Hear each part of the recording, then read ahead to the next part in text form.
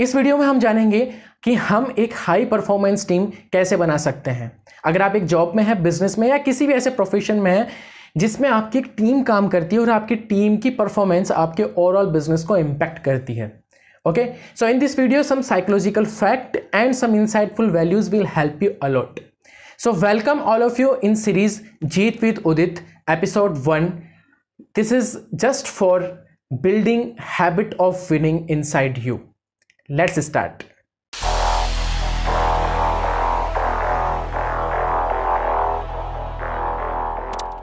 क्या आप जानते हैं कि पेप्सिको का एक एड पहले दूरदर्शन पर आया करता था और उस एड में ऐसा दिखाया जाता था कि एक सरदार जी ट्रक चलाया करते थे पेप्सी का और सचिन तेंदुलकर बैटिंग कर रहे थे और उनकी जो बॉल आई वो सीधी विंडशील्ड को तोड़ते हुए उस ट्रक के अंदर घुस गई। सरदार जी पहले थोड़ा गुस्सा हुए और बाद में बोले कि ओए चिल यार, लेट्स हैव ए पेप्सी। इस वीडियो में पेप्सिको इंडिया का जो ये वीडियो था, इस एडवर्टाइजमेंट में जो ये ड्राइवर था सरदार जी, ये सरदार जी पेप्सिको के ओरिजिनल एम्प्लॉय थे जो सेम वर्क करते थे पेप्सिको के ट्रक को ड्राइव करने का। डू यू नो पेप्सिको ने ये चीज़ क्यों की? क्या उनके पास में बजट नहीं था किसी एक एक्टर को हायर करने का? That's why they hire just their employ?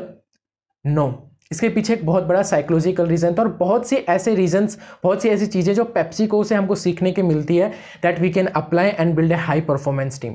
So before coming that topic, एक स्टोरी आप लोगों को सुनाते हैं that will help you a lot again. बात है रोम की।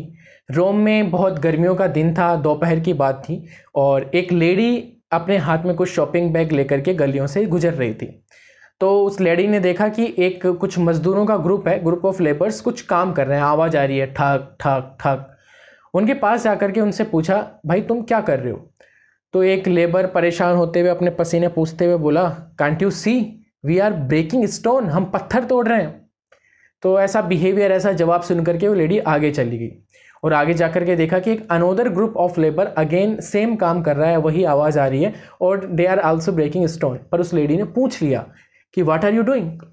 तो एक लेबर ने जवाब दिया, we are helping in building a world largest cathedral. Cathedral एक प्रकार का चर्च होता है और वो ये बोलना चाह रहे थे कि हम वर्ल्ड का लार्जेस्ट टॉलेस्ट कैथेड्रल बनाने में हेल्प कर रहे हैं।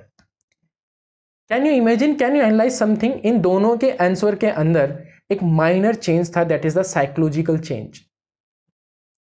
Can you catch this formula, this concept कि आपकी जो टीम है, आपके कलीग्स है। Let me ask you one question, आपके जो कलीग्स हैं, आप जिस भी प्रोफेशन में हैं, किसी भी ऐसे काम में जिसमें आपकी टीम काम करती है, तो जो आपके जो फ्रंट लाइन वर्कर्स हैं या आप खुद हैं, अपने आप को किस तरीके से लेते हैं, किस तरीके से फील करते हैं?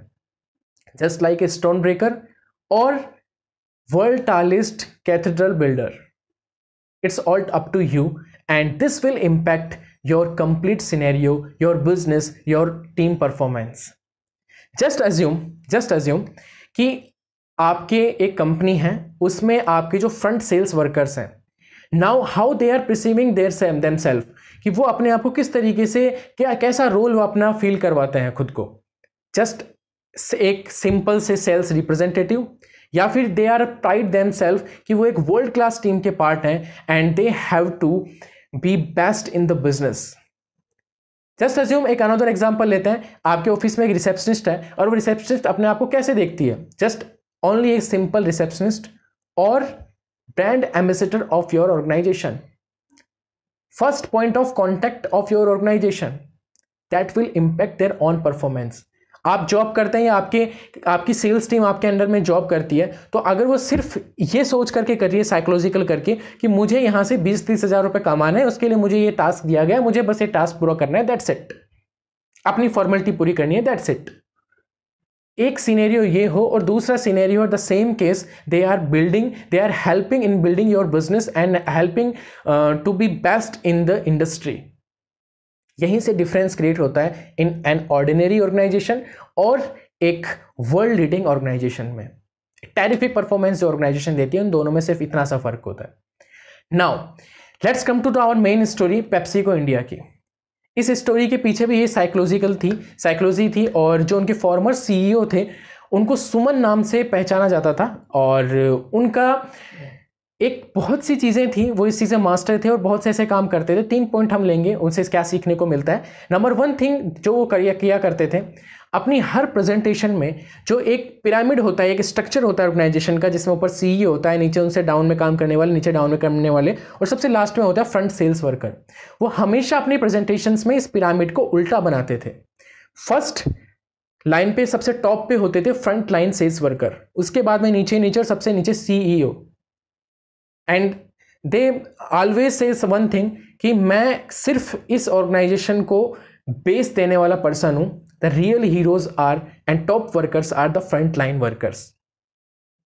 नंबर 2 कल्चर जो वहां पे था, वहां सर बॉस बोलने का कल्चर नहीं था। इवन हर टाइप का एम्प्लॉय उनको खुद को सुमन नाम से बोला करता था।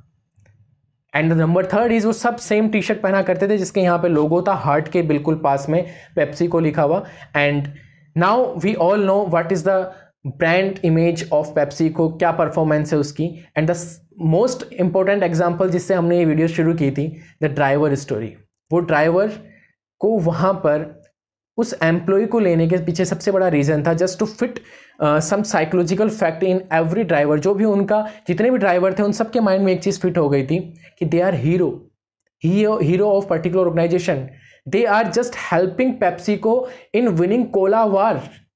They are ready to battle with their enemies. It means their competitors like Coca-Cola. और आज भी चांसेस हैं कि अगर आप किसी पेप्सिको के ड्राइवर से पूछो ना, व्हाट आर यू डूइंग, या फिर आप क्या करते हो, they will say I am helping PepsiCo India in winning cola war.